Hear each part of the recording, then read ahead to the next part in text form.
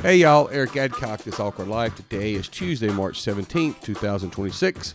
This is my attempt to do as many podcasts in the year of 2026 as I can. You know, I was just thinking about today, I drove by a pond, and I just, for this thought, this memory come back to my mind. When I was, my first year in college, my mom and dad and my two little brothers lived in a house that had this very small pond. It's more of a mud hole than anything. It couldn't have been, I mean, the pond I have at my house for size-wise is an acre pond. This wasn't even a half an acre pond. It was just basically a mud hole that held water, but I guess you could say it was a little of a pond, but it wasn't very much anything. But anyway, so my little brothers had found out there were some small bass in there. So my dad, being the type of guy he was, you just have to now know him, he didn't want anything to go without food. He loved to cook for people, and he couldn't stand anything to go without food. So when he'd get off work every afternoon, he'd stop by the bait shop. Now, that's the kind of a thing of the past, too.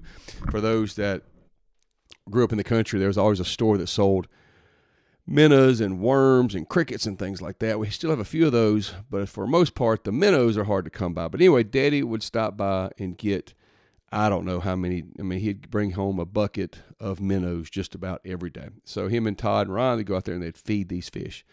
And it was amazing the size of the bass that was in there, because he'd feed them every day, just, minnows just about. And so they got to where they were more like pets than anything else. They'd come up, and as soon as they heard the minnow bucket going down to the pond, they'd start swirling around, So a couple years later, like 2 years later, they were moving, and Daddy didn't want to leave the fish behind, so he found somebody that wanted to catch them. And I was there that day for that weekend, and I remember this man pulled up and just started casting a rod and started pulling in huge fish out of this small hole of water. And I thought about the growth there, and I thought about how a lot of times people use a negative connotation of a big fish in a small pond. So I got to thinking about that today. And, the fish didn't grow because where they were. They grew because someone took an interest in them and were feeding them. It doesn't matter if you're from a small town. You can still do big things in that small town. It doesn't matter if you have a small business. You can still do big things with a small business. I know small business personally that have outdone big businesses on a grand scheme. So it's not about the size of the pond. It's about what's being put into the pond. Whatever you feed is going to grow. If you feed your faith, it grows. If you feed fear, it grows. Here's a tough one for me. If you feed discipline, it grows. And if you feed distractions, they grow. Whatever you feed is going to grow. And I got to thinking about that today. What are we feeding? I live in a very small town.